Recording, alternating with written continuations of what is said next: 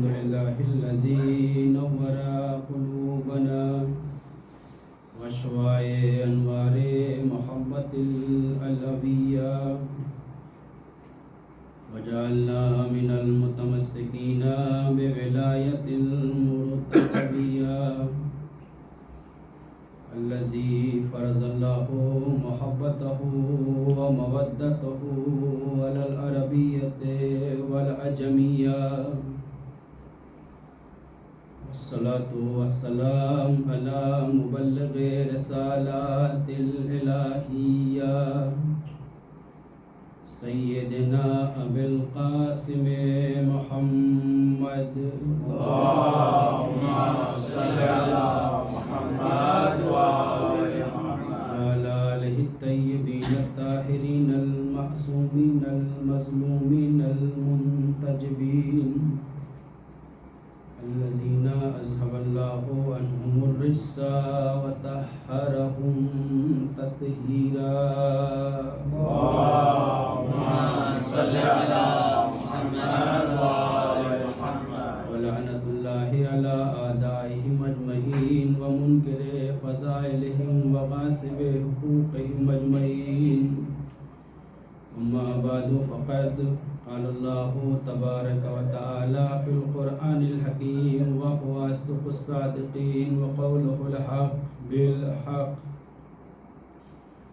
بسم الله الرحمن الرحيم أفحسبتم أن أصحاب الكهف والرقيم كانوا من آياتنا عجبا صلوات محمد وآل محمد اللهم صل على محمد وآل محمد فیضان محترم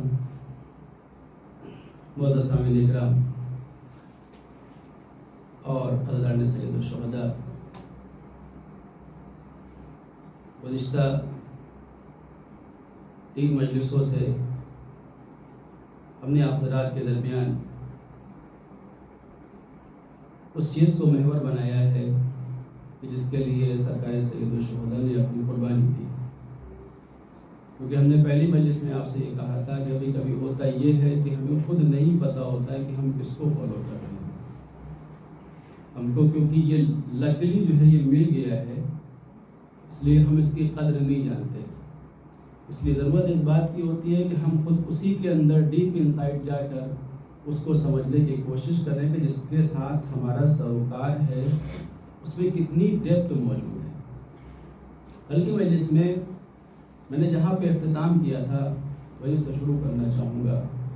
میں نے کل کی مجلس میں کہا تھا کہ شریعت جو ہے وہ صرف خدا کے سامنے جھکتی ہے، بندوں کے سامنے نہیں جھکتی. حسین نے سر کٹایا، پورا گھر دے دیا، لیکن حسین نے کہا کہ یہ سر کٹ تو سکتا ہے لیکن جھک نہیں سکتا. اسی لیے علامہ اقبال کو یہ کہنا پڑا تھا کہ 1000 وہ ایک سجدہ جسے تو گراں سمجھتا ہے، 1000 سجدوں سے دیتا ہے آدمی کی نجات. انسان کو جب یہ احساس ہو جاتا ہے کہ ہم کس کو ڈیزرو کر رہے ہیں، پھر انسان سب کچھ ٹھکرا دیتا ہے، صرف اور صرف سجدہ کرتا ہے تو صرف اسی مالک کا. اب عزیزوں، اب آپ یہ دیکھیں کہ وہی دین جس کو ہم فالو کر رہے ہیں، وہی دین ہم سے یہ کہتا ہے کہ دیکھو محنت مزدوری اگر کرتے ہو تو یہ محنت مزدوری کرنا بھی عبادت ہے. یہ در حقیقت مزدوروں کو جو ہے وہ موٹیویٹ کیا جا رہا ہے کہ دیکھو محنت کرنے کے بعد خستہ حال نہ ہونا، اپنے آپ کو یہ سمجھنا کہ اگر تم رزق حلال کما کر گھر میں لا کر اپنے بیوی بچوں کو کھلا رہے ہو تو یہ ہے عبادت. دوسری طرف سے گھر میں لوگوں سے بھی کہہ دیا کہ اگر تم اپنے بچوں سے اچھی طرح سے بات کرتے ہو تو اس بات کرنے کو بھی جو ہے وہ عبادت کہا گیا. اس کے ساتھ ساتھ ترازو پر بھی ہاتھ رکھ دیا گیا، کہا کہ دیکھو جب ناپ تول کر رہے ہو تو ایسا نہ ہو کہ کم تول دینا. اور پھر یہ بھی کہا گیا کہ دیکھو اگر بزنس کر رہے ہو تو بزنس کرنے میں یہ دیکھنا کہ بیچ کیا رہے ہو. ایسا نہ ہو کہ تم وہ چیزیں بیچنے لگو گے جس سے جو ہے وہ ہمارے انسانیت کا جو ہے وہ نقصان ہو. یہ بیچنا ہے، یہ نہیں بیچنا ہے. اور یہیں سے فرق پتہ چلتا ہے کہ جو اسلامک بزنس مین ہوگا اور غیر اسلامک بزنس مین ہوگا. اسلامک بزنس مین جو ہوگا وہ جب بھی اپنے فائدے کو نظر میں رکھے گا اسی کے ساتھ ساتھ وہ بنی نوع انسان کا بھی فائدہ نظر میں رکھے گا. غیر اسلامی بزنس مین جو ہوگا وہ صرف اپنا فائدہ دیکھے گا کہ مجھے کتنا پروفٹ مل رہا ہے. اب یہاں پہ آپ دیکھیں ہر جگہ پر آپ کو جو ہے وہ ایک اسلام نے روک کے رکھا ہے. اسلام نے کہا ہے کہ نہیں دیکھو تم کو یہاں پر بھی بیلنس رکھنا ہے, وہاں پر بھی رکھنا ہے. پھر اس کے ساتھ آگے جب بڑھا تو کہا کہ قولوا للناس حسنا, تم کو انسانوں کے ساتھ اچھی طرح سے بات کرنی ہے. یہاں پہ دیکھیے قرآن نے یہ نہیں کہا کہ آپ نے پریزیڈنٹ کے ساتھ اچھی بات کرنی ہے, یہاں یہ بھی نہیں کہا کہ آپ نے جو کسی کمپنی کے جو ڈائریکٹر سے اچھی طرح سے بات کرنی ہے, یہاں یہ بھی نہیں کہا کہ آپ نے اپنے دوستوں سے اچھی طرح سے بات کرنی ہے. یہاں یہ کہا قولوا للناس حسنا, تمام انسانوں سے آپ نے اچھی طرح سے بات کرنی ہے. یعنی آپ دیکھ رہے ہیں کہ ہر جگہ پر یہ دین جو ہے وہ انسانوں کو ٹچ کر رہا ہے. کہیں پر انسان کو صرف اپنا فائدہ نظر آتے ہوئے دیکھنا نہیں چاہتا. نماز میں بھی آپ دعا کرتے ہیں تو وہاں یہ کہہ رہا ہے کہ ایاک نعبد و ایاک نستعین, اور دیکھا ہم تیری عبادت کرتے ہیں, یہاں انڈیویجول نہیں ہے. پھر کہا یہ کیا کہ دیکھو بہتر یہ ہے کہ تم گھر میں نماز نہ پڑھو, تم جا کے مسجد میں نماز پڑھو, کیونکہ مسجد میں نماز پڑھنے کا فلسفہ کیا ہے, وہاں لوگ ہیں, لوگوں سے ملو گے, حال چال معلوم ہوگا. کہا کہ اگر عام دنوں میں نہیں جا سکتے تو جمعے میں اس سے بڑی پاپولیشن ہوتی ہے, جمعے میں جا کر وہاں پہ لوگوں سے ملو تاکہ لوگوں سے اپنے حال چال دریافت کر سکو. پھر جب عید کا وقت آیا تو عید میں کہا گیا کہ دیکھو عید میں کیونکہ بہت سے لوگ ایسے ہوتے ہیں جو ممکن ہے جمعے میں نہ آ سکیں, بہت سے لوگ ایسا ہو سکتا ہے کہ جو بہت دور رہتے ہوں, لیکن جب عید کی نماز ہوتی ہے تو بہت دور دور تک لوگ جو ہے وہ عید کی نماز میں آ جاتے ہیں. اور پھر ان سب کو ہٹا کر سال میں ایک ایسی جگہ پر پوری انسانیت کو بلایا مکے میں, کہا کہ اب دنیا کے ہر کونے سے لوگ آئیں اور اپنی ساری ذات و نجات چھوڑ کر آئیں. سب نے ایک کپڑا پہننا ہے, ایک رنگ ہو کر اپنے آپ کو یا عبد بننا ہے اور اس کو جو ہے معبود بنانا ہے, یعنی سب کچھ چھوڑ دینا ہے. پروردگار نے کہیں پر بھی ایسا نہیں کیا کہ انسان جو ہے صرف اپنا فائدہ دیکھے, دوسروں کا فائدہ نہ دیکھے. اور کر رہے یہ دین کیا ہے, اور آگے بڑھ جائیے اور کہا کہ دیکھو ایک چیز اور بھی خیال رکھنا کہ یہ دین جو ہے اس کی تعریف جب میں نے کی تھی تو دین میں یہی کہا تھا کہ دیکھو ہماری خواہش کے مطابق سانس لینے کا نام عبادت ہے. مسجد کے کونے میں بیٹھنا عبادت نہیں ہے, ہم جو کہہ دیں وہ کر دو وہی عبادت ہے. اور کہہ رہے ہیں یہاں پہ اپنی ڈیزائر نہ دیکھنا, یہاں پہ یہ نہ دیکھنا کہ میرا دل کر رہا ہے کہ نہیں میں کروں یا نہیں کروں, مجھے سمجھ میں آ رہا ہے کہ نہیں آ رہا. ہمیں سمجھ میں آئے اور چاہے نہ آئے, وہ اگر کہہ رہا ہے تو وہ انجام دے دینا, اسی کا نام عبادت. اور کہہ رہے ہیں اب جب آپ یہاں پر آئے تو میں ایک بات کہوں گا عزیزوں کو, پروردگار کہہ رہا ہے کہ دیکھو جو میں کہہ دوں اس کو کر دینا جو ہے وہ عبادت ہے. اب یہاں پر ایک چیز آپ اس بات میں محمد والے محمد تھے,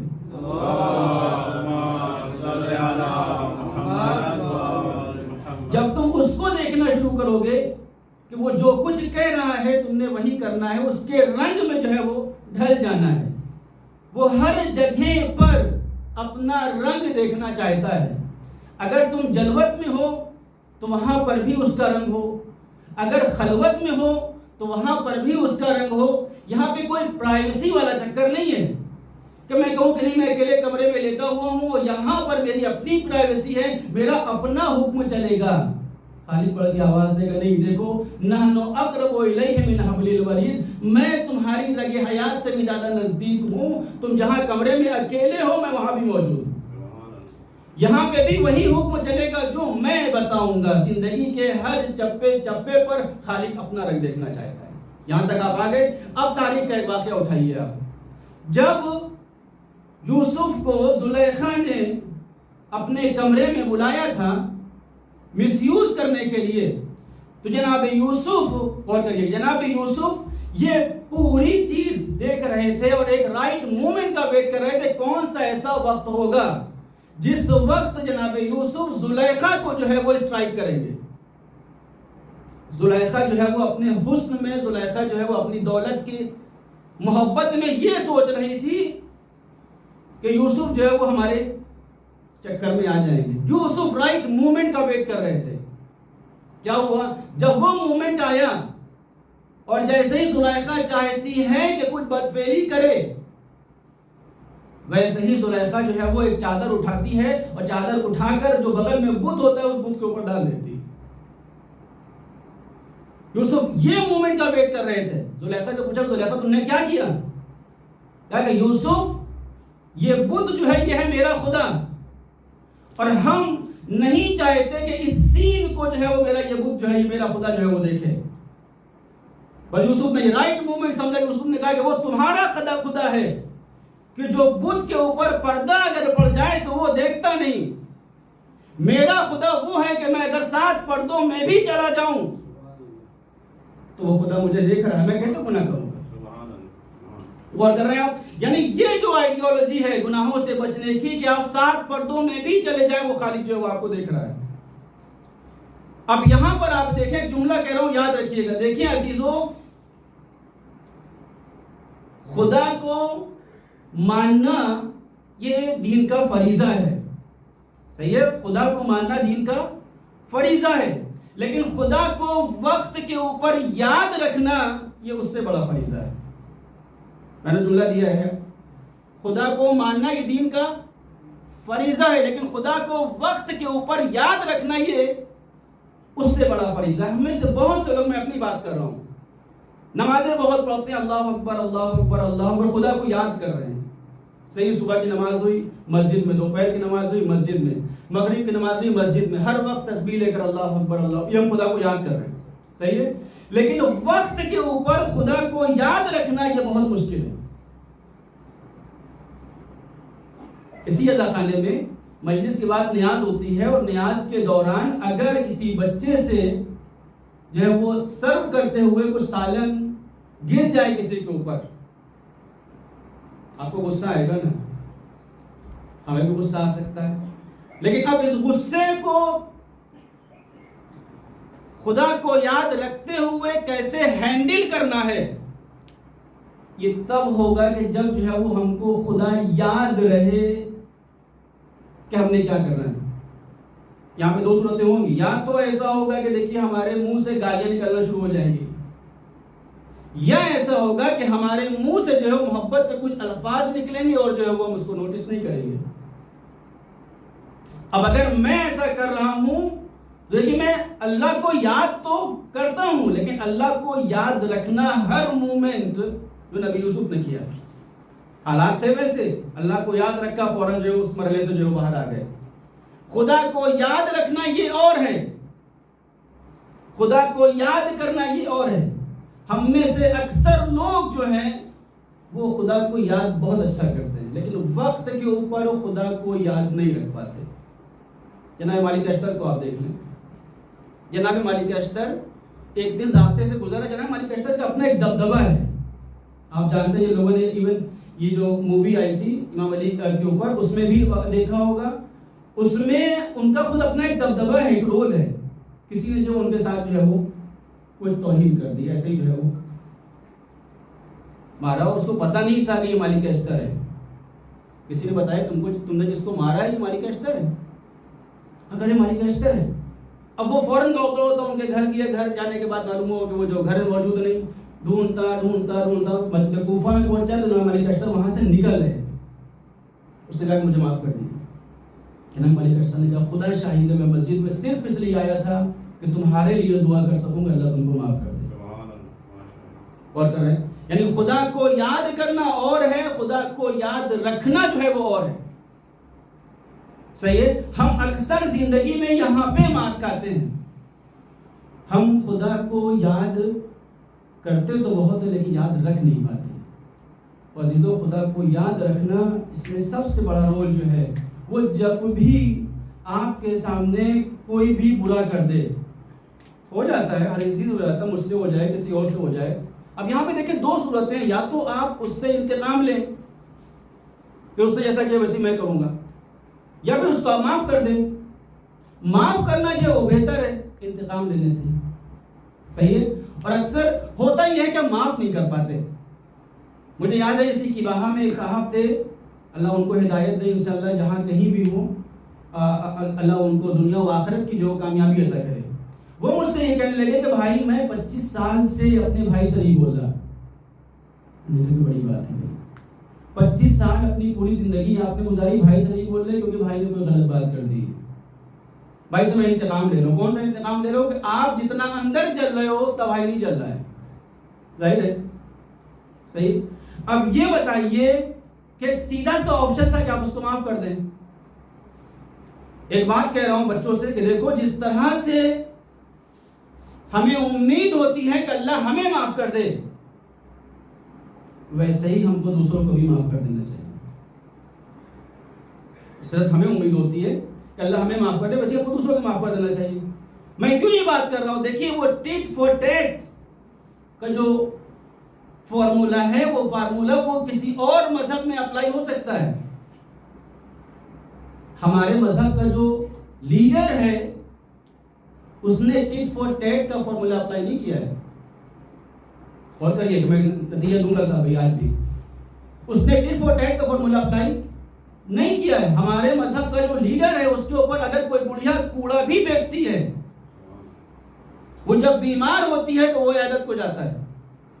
جو لوگ کنکریاں بچھاتے ہیں، جو لوگ سنگریزے مارتے ہیں، جو لوگ کانٹے بچھاتے ہیں، وہی نبی ان کے پاس جا کر ان کی عیادت کرتا ہے. 13 سال غور کریے گا 13 سال اسی نبی نے مکے میں زندگی گزاری ہے.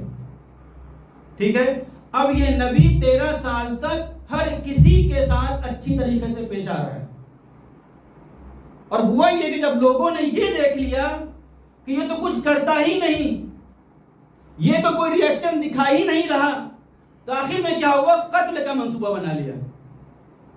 ایک بات میں نے اس سے پہلے شب ہجرت کے حوالے سے عرض کی تھی. ایک دوسرے پہلو سے شب ہجرت کو آج جو بیان کرنا ہے.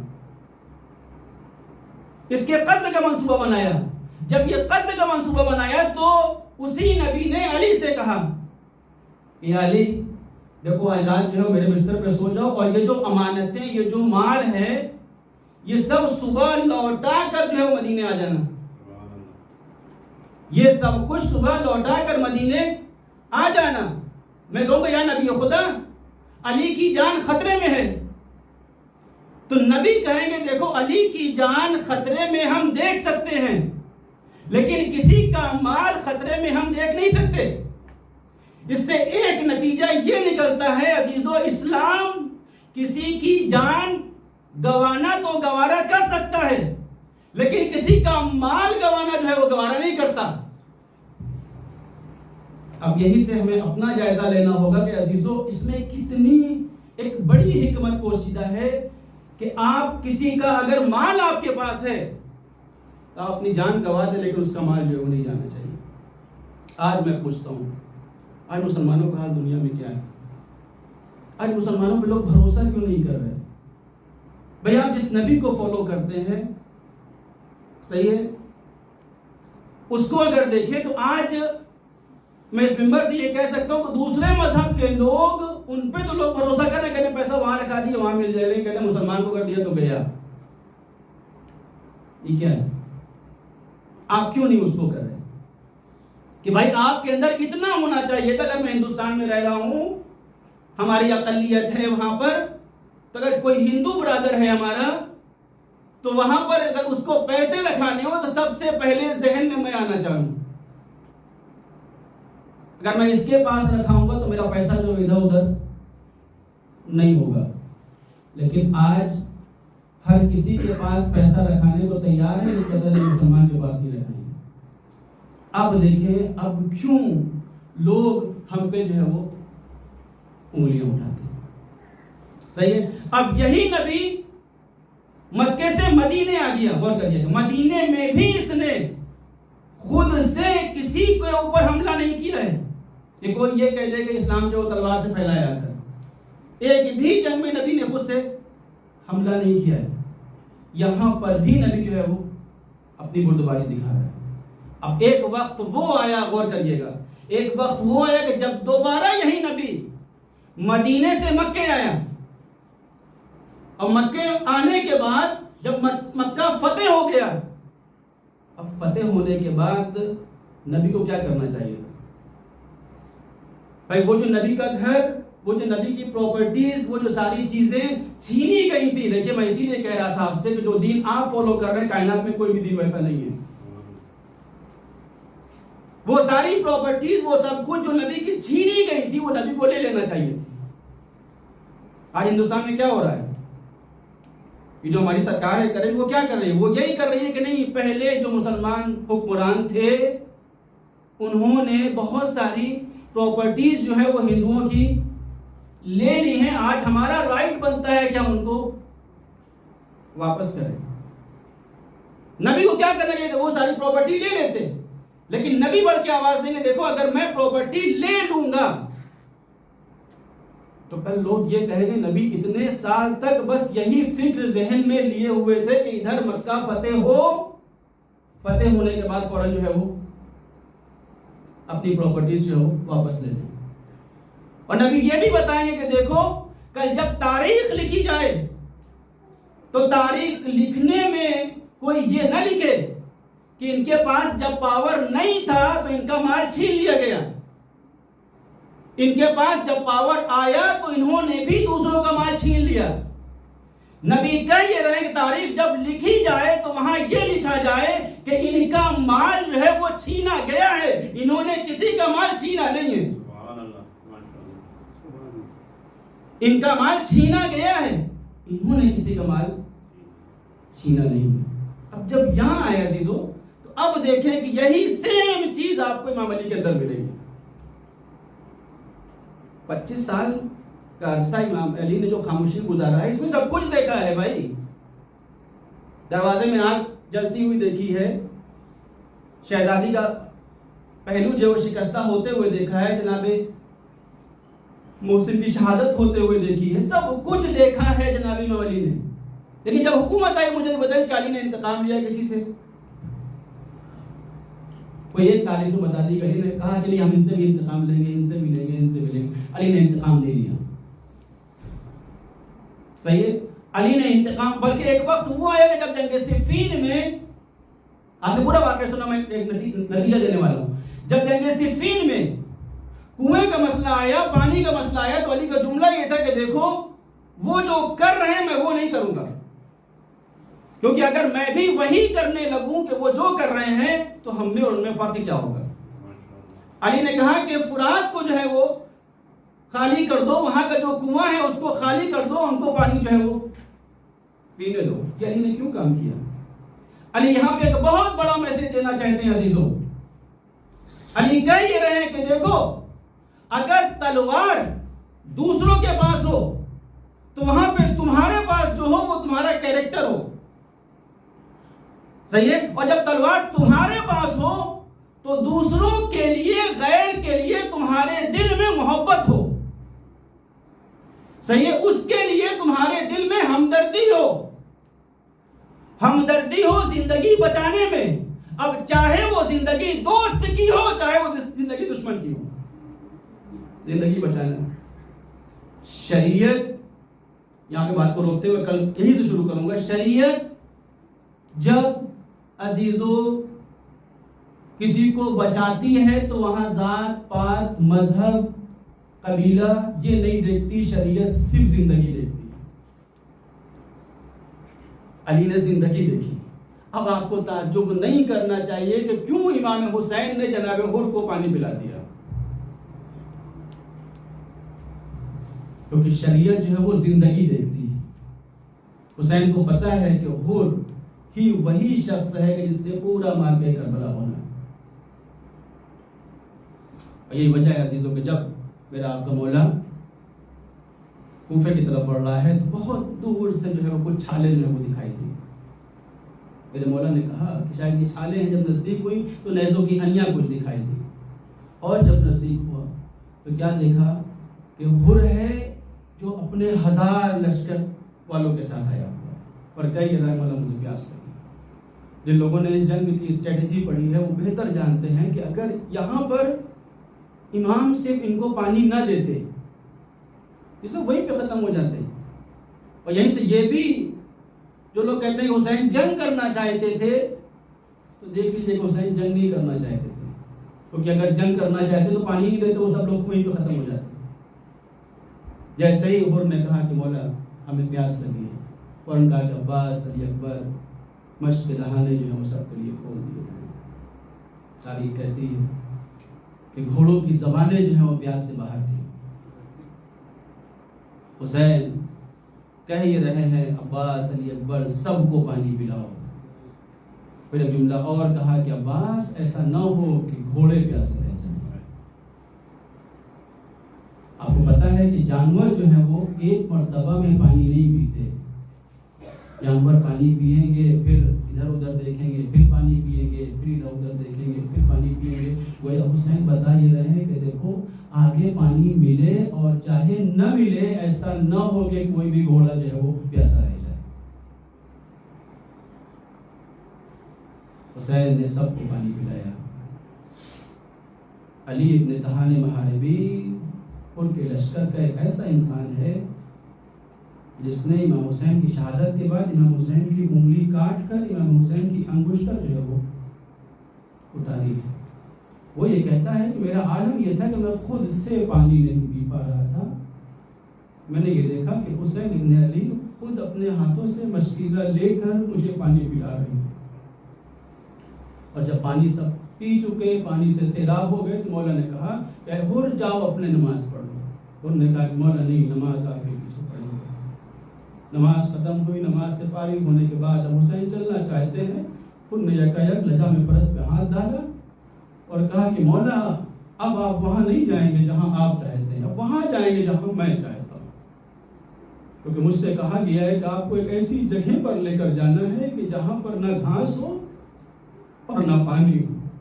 عزیزو لیکن نہ گھاس ہو اور نہ پانی ہو، کیونکہ عرب میں یہ معروف تھا کہ گھوڑے گھاس کھاتے ہیں اور اگر یہ زندہ رہیں گے تو جنگ آسانی سے ہو سکتی ہے، اور انسان زیادہ سے زیادہ پانی پہ ڈیپینڈ ہوتا ہے، زیادہ پانی بھی نہیں ہونا چاہیے۔ بس جیسے ہی حر نے یہ کہا، انہوں نے بڑھ کے کہا کہ ثقلت کو یا اے حر تیری ماں تیری ماتم میں بیٹھے۔ بس اتنا سننا تھا۔ حر نے اپنی نگاہیں مولا کی طرف اٹھائیں، اس نے ایک جملہ کہا، مولا اگر آپ کی ماں فاطمہ زہرا نہیں ہوتی تو میں بھی آپ کی شان میں کچھ گستاخی کرتا۔ تاریخ کہتی ہے عزیزو، یزید کے لشکر میں کم سے کم 20 سے 25 ہزار، 25 سے 30 ہزار لوگ جو ہے وہ تھے، لیکن یہی 3 لوگ حر کا غلام اور حر کا بیٹا جو یزید کا لشکر چھوڑ کے واپس آئے ہیں، بس یہی 3 لوگ ہیں۔ میں یہاں سے ایک چیز سمجھتا ہوں عزیزوں کہ اگر کسی کو ہدایت پانی ہے تو ہدایت صرف اسی کو ملتی ہے جس کے دل میں سیدہ کا احترام ہوتا ہے۔ انہوں نے کہا کہ اگر آپ کی ماں فاطمہ زہرا نہیں ہوتی تو میں بھی کچھ کہتا۔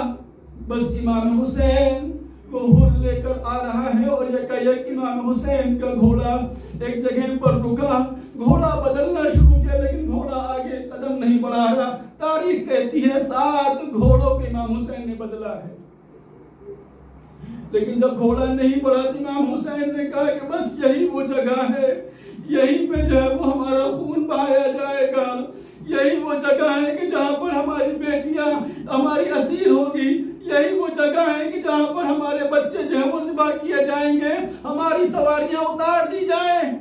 ہاں عزیزو، 2 محرم کا وہ دن ہے کہ جب ہمارا آپ کا امام جو 28 رجب کا مسافر مدینے سے چلا تھا، وہ آج 2 محرم کو وارد کربلا ہو گیا ہے۔ خیمے نصب ہو جاتے ہیں۔ 4 محرم کا دن آتا ہے کہ جب یہ حکم آتا ہے کہ نہیں، فرات کے کنارے سے خیمے ہٹا لیے جائیں، خیمے ہٹ گئے۔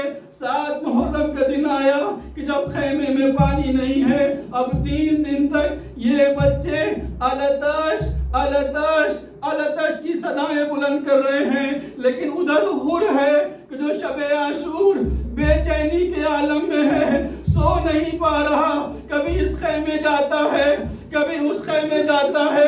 کسی نے حر سے پوچھا، حر میں تو تمہیں بہت شجاع سمجھتا تھا، جب مجھ سے کوئی شجاع ترین انسان کا نام پوچھنا چاہتا تھا تو میں تمہارا نام لیتا تھا، اور اے حر آج میں کیا دیکھ رہا ہوں، یہ تمہارا کیا عالم ہے۔ حر نے بس ایک بات کہا کہ دیکھو، اگر میں تمہیں سمجھانا چاہوں گا تو تم سمجھ نہ سکوگے، بس چلو تھوڑی دیر کے لیے میرے ساتھ ہو لو۔ وہ شخص حور کے ساتھ ہوا، خیام حسینی کے نزدیک آیا۔ حور نے کہا ذرا کان لگا کر خیام حسینی میں آوازیں سنو، یہ آوازیں کون سی آ رہی ہیں؟ اس نے کہا التاش التاش التاش، پیاس مارے ڈال رہی ہے۔ بس حور نے یہ کہا یہ جو آوازیں بلند ہیں اس کا ذمہ دار میں ہوں۔ عزیزو، حور کو قرار نہیں ہے، حور کو بے چینی میں موجود ہے۔ حور صبح روز عاشور نمودار ہوتی ہے اور صبح ہوتے ہی ساتھ کہتا یہ ہے غلام میرے ساتھ ہو، اپنے بیٹے کو لیتا ہے اور کہتا ہے میں مولا کی طرف جاؤں گا اور میں مولا کے قدموں میں اپنا سر رکھ دوں گا۔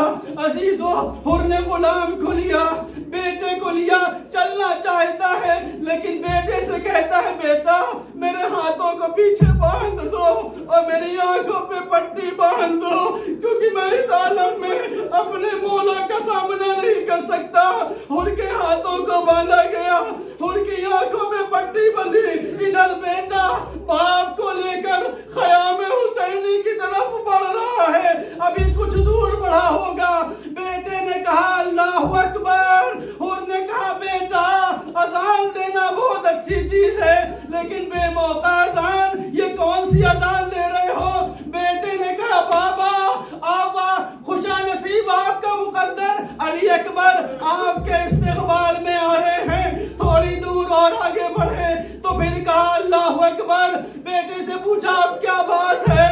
کہا حضرت ابو الفضل عباس آپ کے استقبال میں آ رہے ہیں۔ تھوڑی دور اور چلا تو پھر کہا اللہ اکبر۔ اب حور نے پوچھا کہ اب کیا بات ہے؟ بیٹے نے کہا خود سرکار سید الشہداء آپ کے استقبال میں آ رہے ہیں۔ اجرکم اللہ، خدا آپ کو کسی غم میں نہ رلائے سوائے مظلوم کربلا کے۔ اللہ ان آوازوں پہ رحمت نازل کرے، اللہ انہیں ایک ایک آنسو کو رومال سیدہ میں جگہ دے، اللہ انہیں ایک ایک آنسو کو روز محشر ہماری شفاعت کا باعث قرار دے۔ عزیزو، حور مولا کے نزدیک ہوا۔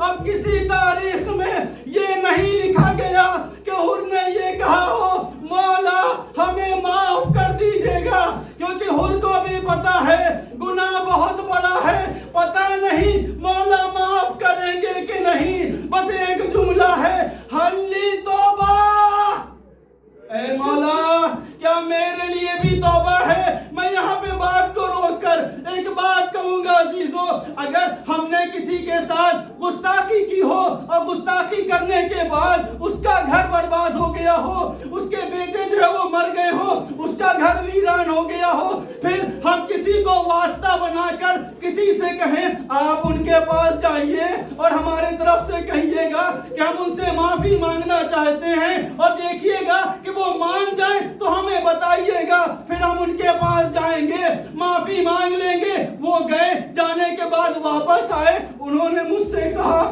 دیکھیے میں نے سمجھایا ہے وہ مان تو گئے ہیں لیکن کیونکہ آپ کی وجہ سے ان کے بیٹے کا انتقال ہوا ہے، کیونکہ آپ کی وجہ سے ان کا گھر برباد ہوا ہے، کیونکہ آپ کی وجہ سے ان کا گھر ویران ہوا ہے، اگر کچھ کہیں تو تھوڑا سن لیجئے گا، برداشت کر لیجئے گا۔ کیوں عزیزو، ایسے ہی تو ہوتا ہے۔ لیکن جب حور نے کہا کہ حلی توبہ تو مولا یہ بھی تو کہہ سکتے تھے حور ذرا خیمے میں کھڑے ہو، یہ التاش کی سزائیں جو بلند ہو رہی ہیں یہ تمہاری وجہ سے بلند ہو رہی ہیں۔ حور میں تمہیں معاف تو کر دیتا ہوں لیکن سکینہ کو دیکھو، کبھی اس خیمے سے کبھی اس خیمے جا کر ایک کوزہ ادھر لیتی ہے ایک کوزہ ادھر لیتی ہے، بچوں سے کہتی ہے بچوں گھبراؤ نہیں پانی آ جائے گا۔ مولا یہ بھی تو کہہ سکتے تھے حور دیکھو میں تمہیں معاف تو کر دیتا ہوں لیکن اس جھولے میں 6 مہینے کے بچے کو دیکھو، یہ بچہ ہے کہ جس کی ماں کا دودھ پیاس کی وجہ سے خشک ہو گیا ہے، لیکن قربان جائیں ہماری جانیں، قربان جائیں ہم سب کی جانیں اس امام کے اوپر جو کریم ابن کریم کا بیٹا ہے۔ جیسے ہی حور نے کہا کہ اے حور دیکھو تم یہ کہہ رہے ہو حلی توبہ، دیکھو میں نے تمہیں صرف اگر اتنا ہی کہہ دیا ہوتا تو شاید کافی ہوتا، لیکن مولا کہہ ہی رہے ہیں حور تم ہمیں معاف کر دینا کہ ایسے عالم میں ہمارے مہمان بنے ہو کہ ہمارے پاس کچھ بھی نہیں کہ ہم تمہاری مہمان نوازی کر سکیں۔ اجرکم اللہ، خدا آپ کو کسی غم میں نہ رلائے، ان آوازوں پہ اللہ رحمت نازل کرے۔ بس 2-3 جملے سن لیں، مجلس تمام ہو گئی۔ عزیزو، حور نے کہا مولا میں مہمان نوازی کے لیے نہیں آیا ہوں، میرا سینہ بہت بھاری ہے، مجھے بس مرنے کی اجازت دے دیجئے۔ حور چلنا چاہتا ہے، جیسے ہی چلنا چاہتا ہے حور کا بیٹا آگے بڑھا، کہا بابا کیا غضب کرتے ہو، ابھی جوان موجود ہے، میرے ہوتے ہوئے باپ کیسے جا سکتا ہے؟ بیٹا میدان میں آیا، جنگ کرتے کرتے زمین کربلا پہ تشریف لایا اور لانے کے بعد کہتا ہے بابا ہماری مدد کو آؤ، حور چلنا چاہتا ہے۔ جیسے ہی چلا سرکار سید الشہداء نے حور کے شانے پہ ہاتھ رکھا اور کہا حور کیا غضب کر رہے ہو، کسی جوان کی لاش پر کوئی بوڑھا باپ جاتا ہے؟ میں ہاتھوں کو جوڑ کر سرکار سید الشہداء سے ایک بات کہوں گا، مولا حور کے بیٹے کا اتنا احترام کہ آپ حور سے کہہ رہے ہیں کہ جوان کی لاش پر بوڑھا باپ نہیں جایا کرتا۔ تھوڑی دیر کے بعد جب علی اکبر آپ کو آواز دیں گے مولا کس کو ساتھ لے کر جائیے گا؟ اجرکم اللہ، بس آخری جملہ سن لیں، مجلس تمام ہو گئی۔ اس کے بعد حور میدان میں آیا، میدان میں آنے کے بعد حور نے جنگ کرنا شروع کی۔ جنگ کرتے کرتے حور بھی زمین کربلا پہ تشریف لایا، لیکن اب جب آنکھیں کھولتا ہے تو کیا دیکھتا ہے؟ حسین کا زانو ہے اور حور کا سر ہے۔ میں کہوں گا مولا جس طریقے سے حور کے وقت آخر آپ سراہنے آ گئے تھے، مولا ویسے ہی ہمارے سراہنے بھی آ جائیے گا۔ حور نے آنکھیں کھولی تو کیا دیکھا؟ حسین سراہنے موجود ہیں۔ حسین نے دیکھا حور کی پیشانی پر خون ہے۔ حور سے حسین نے کہا اسے حور تو بڑا خوش نصیب ہے، دیکھ تیری پیشانی پہ خون ہے، لیکن میں بھی کیونکہ تو نے میری ماں کا احترام کیا تھا تو میں بھی تیری پیشانی پر وہ رومال باندھوں گا کہ جو میری ماں نے مجھے دیا تھا۔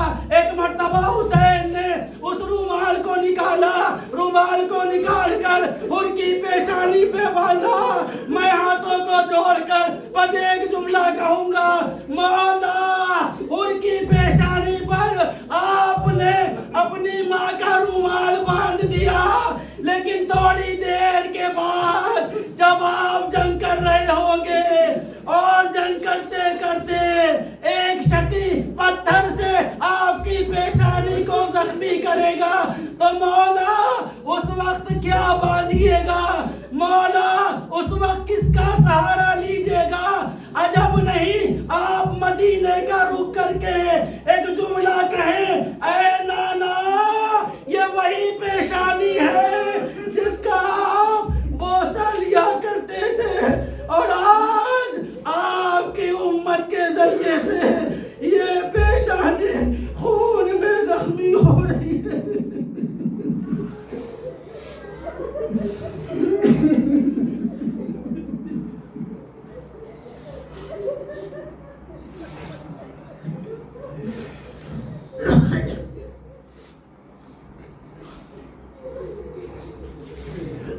اِنَّا لِلَّهِ وَإِنَّا إِلَيْهِ رَاجِعُونَ اذن بقضائه تسليما لأمره ربنا تقبل منا إنك أنت السميع العليم وتب علينا إنك أنت التواب الرحيم۔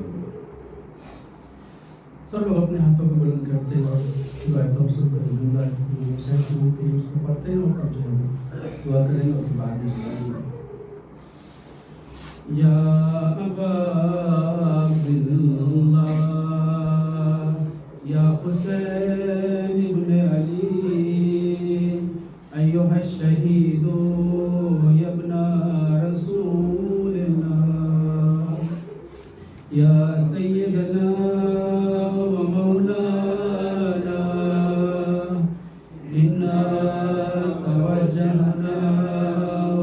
واشفعنا وتوسلنا بك إلى الله وقدمناك بين يدي حاجاتنا يا وجيه يا إله اشفعنا إلى الله يا وجيه عند الله اشفع لنا إلى الله بسم الله الرحمن الرحيم إلهي يا زمان البلاء وبرئ الخفاء وانكشف الغطاء وانقطع الرجاء وزاقت الأرض وملئت السماء وأنت المستعان وإليك المشتكى وعليك المعول في الشدة والرخاء اللهم صل على محمد وآل محمد أولي الأمر الذين فرست علينا طاعتهم وعرفتنا بذلك منزلتهم ففرجنا بحقهم فرجا عاجلا قريبا كلمه البصر أو هو أقرب يا محمد